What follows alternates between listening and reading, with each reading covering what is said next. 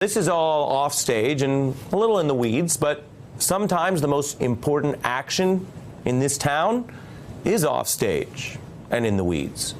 And to know how these fights will unfold next year, you have to know how Pelosi and her counsel think, how they strategize this stuff, which makes that lawyer I mentioned, Mr. Nathan, a pretty fascinating backroom player right now. I wonder how he would advise the Democrats in all this.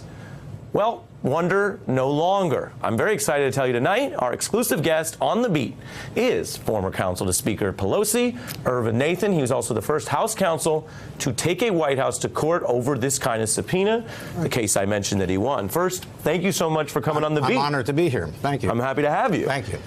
Let's start with this. If the Trump administration resists new requests or subpoenas from the Democratic House, what are the keys, in your view, to winning that battle from your experience? Well, the first thing, let me say that I think that the incoming Democratic chairman of the committees, and I know most of these, like Nadler and Schiff and Cummings, I think they're going to do an excellent job in having the hearings, and they'll get witnesses, third-party witnesses, say like Michael Cohen or other cooperators, so they'll have a full set of information to provide, and they'll be very good hearings. But the question you raise is, what if you subpoena high White House aides or White House documents, and they, who don't have much respect for the rule of law, refuse to comply with the subpoenas? There are actually three ways to deal with a recalcitrant witness. One is to have the sergeant-at-arms of the House go out and arrest the person, put them on trial in the House, and keep them in a incarcerated... In the House basement jail. Well, there's not a jail there. But that's not going to happen. That's not going to happen for a variety of reasons. It's not practical. That's not going to happen. It's not going to happen. Keep moving forward. Okay. The second way is to ask the Department of Justice to prosecute under a statute that makes contempt of Congress a felony, and that's not going to happen either, because the Department of Justice is not going to prosecute when the administration is calling the shots.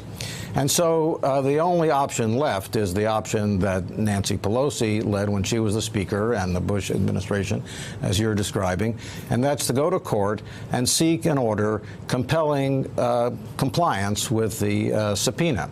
And obviously failure to do that puts you in contempt of court, and then you could be in contempt of court means you could go to a real jail. A real jail. A real jail. Exactly. So what is the key here, given how many areas there are? What advice would you give your former boss, Speaker Pelosi, who knows all about this, if they want to get ahead of it?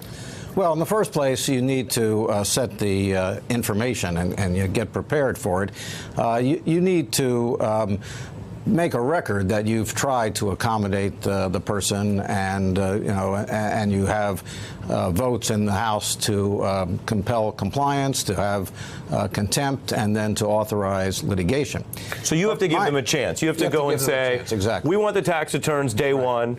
By this date, they refuse. Here's a subpoena. They refuse. Then you take them to court. Exactly. Which area would you hit on based on your experience? Well, you need to show a good predicate for going to court, that you've exhausted your remedies. Would you go after your tax returns? Would you go after Trump org? Would you go after the Russia stuff? She can't do everything at once. No, you have to prioritize, and you have to decide what's the most important. And I wouldn't presume to tell the House what is the most important thing, but you need to keep it to one or two items that you want to obtain. So while I have you, I want to ask you one other thing. Yeah. Speaker Pelosi knows all about this because you work with her on it. Yes, she does. Is she thinking about who to put in this role and what kind of strategist? I believe she is, and I believe, first of all, that she'd be the best candidate to be Speaker. I don't really understand the opposition by the Democrats. She's very experienced, very savvy. Who do you think she's going to pick for this role? I have no idea. But have you spoken to her or her team? I have spoken to her team. I know they have a lot of very good candidates, and they're thinking about a really experienced litigator for the... And how soon do you expect that we could see a court battle like this begin? I think it should begin very quickly, because my point is litigation takes a lot of time. And we got very lucky in the fight with the Bush administration, because it was in 2008, and we got an order in the summer of 2008, and a new administration came in 2009 and wanted to work a compromise, and we did that. But if they had the chance to take an appeal and to pursue the appeal to the end and go to the Supreme Court with it, they could have dragged it out for more than 2 years. And that's why I think the House needs to start this very promptly after it comes in January. So your takeaway is that the Speaker who you work with can get right on this so that they lay a foundation to then get to court. You also, I'm going to fit in a break, but you are also that rare bird in Washington, a Washington lawyer who says that your victory, which was precedent-making, was lucky. A modest lawyer in Washington. Thank you. Mr. Nathan, thank you for joining us on The Beat and telling us about your work. Very interesting. Hey, I'm Ari Melber from MSNBC. You can see more of our videos right here, or better yet, subscribe to our YouTube channel below. You could have been anywhere in the world, but you're here with us, and we appreciate that.